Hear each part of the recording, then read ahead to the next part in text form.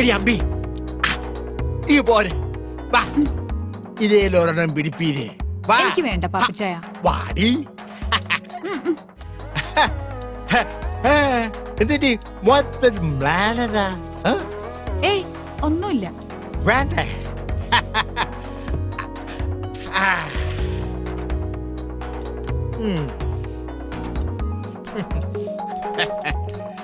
പാപ്പച്ചായൻ എന്നെ എന്നാ വിളിച്ചേ?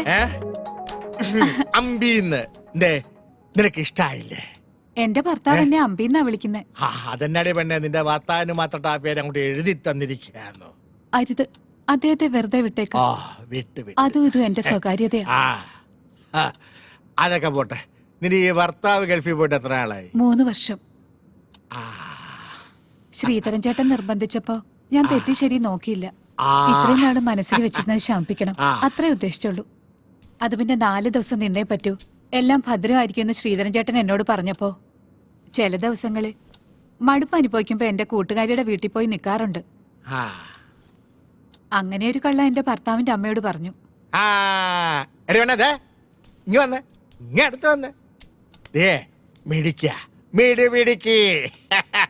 ഞാൻ എത്രാമത്തെയാ പാപ്പച്ചായന്റെ ലിസ്റ്റിൽ? ഇതിന്റെയൊക്കെ ലിസ്റ്റ് ആര് നോക്കുന്നത്? കള്ളൻ. പെണ്ണെ നീ അപ്പൊ പോയല്ലേ? അതെ, ഉച്ചയ്ക്ക് മുന്നേ വീട്ടിലെത്തണം, അല്ലെങ്കിൽ ഞാൻ പാപ്പച്ചായന്റെ കൂടെ വരേണ്ടി വരും.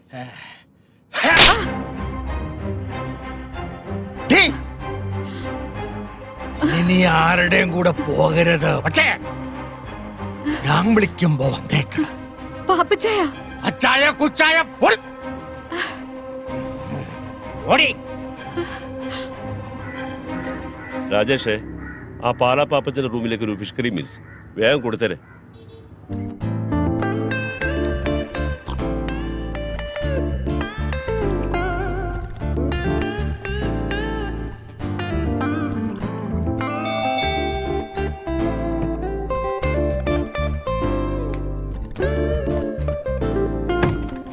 ആ ചേട്ടനാ, വാ ഓരോന്നൊഴിക്കട്ടെ. തുടങ്ങിയോ? ഇരിക്കെ.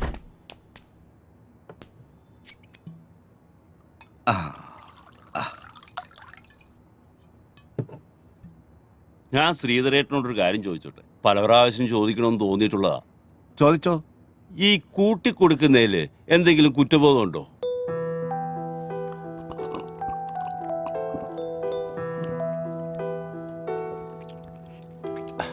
അല്ല, ഞാൻ ചോദിച്ചെന്നേ ഉള്ളൂ. ഇല്ല, ഒരു കുറ്റബോധവും ഇല്ല. ജീവിക്കണം, കൂടെ ഉള്ളവർ ജീവിപ്പിക്കണം. എന്റെ മോടെ പഠിപ്പ് മുടങ്ങരുത്. അങ്ങനെ ചിന്തിച്ചാൽ എവിടാ കുറ്റബോധം?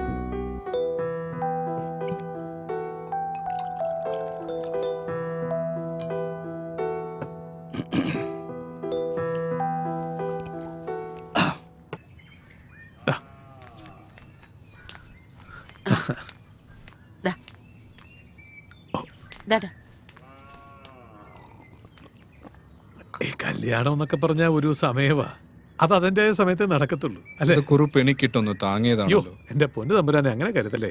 ജ്യോത്സ്യപ്രകാരം അങ്ങനെ ഒരു ചൊല്ലുണ്ടല്ലോ, അതുകൊണ്ട് പറഞ്ഞതാ. അത് പറഞ്ഞപ്പോഴാ ഓർത്തത്, നമുക്കൊരു ജ്യോത്സ്യനെ കാണണ്ടേ ഭദ്ര? അവനിങ്ങി വരട്ടെ ചേച്ചി, നമുക്ക് നോക്കാം. അല്ല, വിഷ്ണുകുഞ്ഞ് ബോംബെയിലെ കോൾഗേറ്റ് കമ്പനിയുടെ മാനേജർ അല്ലേ? അതിന് പറ്റിയ പെമ്പിള്ളാരെ ആരെങ്കിലും ആലോചിച്ചാ അവർക്ക് ഈ പട്ടിക്കാട് വല്ലതും ഇഷ്ടപ്പെടുവോ? എന്റെ തമ്പുരാനെ, ഈ ഇല്ലൊക്കെ അങ്ങോട്ട് വിറ്റിട്ട് വല്ല ടൗണിലും പോയി നല്ല വീടെടുത്ത് അങ്ങോട്ട് താമസിക്കും. എനിക്ക് ഇതൊക്കെ മതിയടോ. അയ്യോ, അവന്റെ കാര്യമല്ലേ, അവൻ വരട്ടെ, നോക്കാം. എന്നാ പിന്നെ ഞാനങ്ങോട്ട്. ശരി.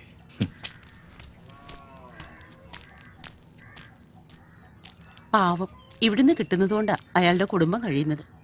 ചേച്ചി ഒന്നും കൊണ്ടും വിഷമിക്കണ്ട, അവൻ അറിയിക്കണതിലും കൂടുതൽ ഞാൻ കൊടുക്കുന്നുണ്ട്. അതല്ലേ അവൻ നോക്കിയും കണ്ടുമൊക്കെ ഇവിടെ നിൽക്കുന്നത്.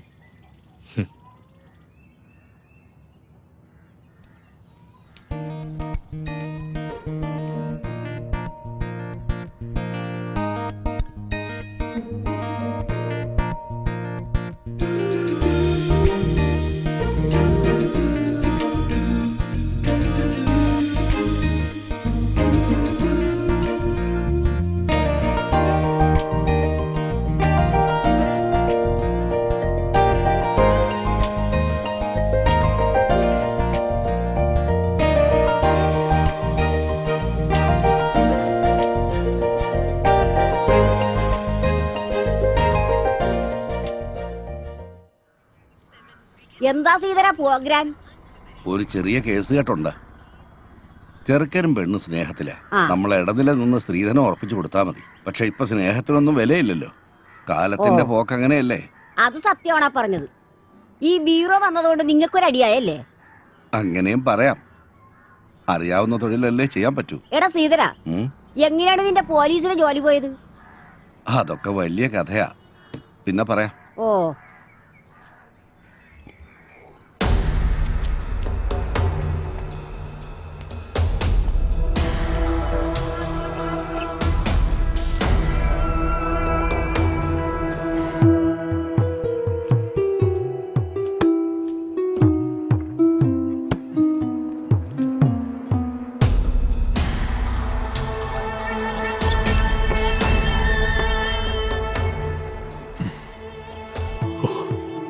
എന്റെ ഭഗവാനെ, ഈ ഇല്ലത്തിന് പുറകിലുള്ള ഈ നിലവറയും ഈ കടലുമാണ് എന്റെ ഐശ്വര്യം.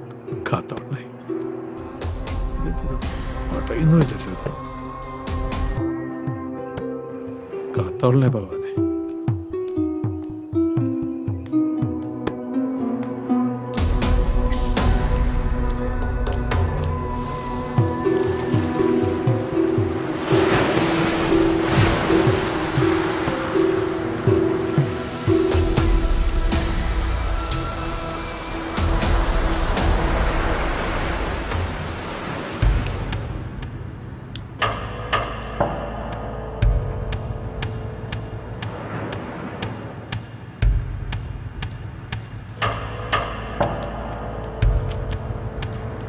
മുതലാളി, ആ എടോ കുറുപ്പേ, എന്തോ?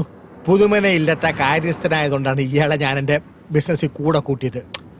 ഏതാ എടോ, എന്റെ ബിസിനസ്സിന് പറ്റി ഇതുപോലൊരു സ്ഥലം കേരളത്തിൽ വേറെ ഇല്ല. ശരിയാ മുതലാളി. കടൽ തീരത്തിന്റെ സമീപം നിൽക്കുന്ന ഇല്ലം. ഇടവരാ ഇല്ലം വിറ്റിരുന്നെങ്കിൽ ഞാൻ അതിനെ പൊളിച്ചു കോപ്പിൽ റിസോർട്ട് ഉണ്ടാക്കിയനെ. ഏതാ? ഓ, അവരതൊന്നും വിൽക്കത്തില്ലെന്നേ. അയാളുടെ പൂത്ത പണമില്ലയോ? പിന്നെ ഞാനിപ്പോ ഇവിടെ ഉണ്ടല്ലോ, നമുക്ക് എങ്ങനെ ഈ ബിസിനസ് അങ്ങ് ചെയ്യാന്നേ. എടോ, ഓ. ഇത് നമുക്ക് കിട്ടിയതിൽ വെച്ച് ഏറ്റവും വലിയ കച്ചവടാ. ദേ, സൂക്ഷിച്ച് കൈകാര്യം ചെയ്യണം. ഉറപ്പായിട്ടും. ആ, അപ്പൊ കുറുപ്പ് പോയിക്കോ. ഓ, ആയിക്കോട്ടെ മുതലാളി.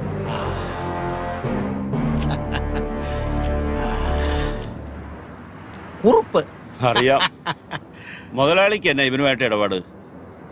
അയ്യേ മാത്യു, മത്തങ്ങ തലയാ.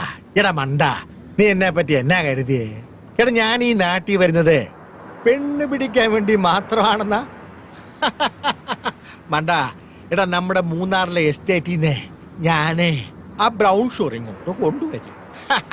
അതെ, ഇപ്പൊ പോയില്ലേ കൃഷ്ണക്കുറുപ്പ്, അവന്റെ കയ്യിലോട്ട് അങ്ങോട്ട് കൊടുക്കും.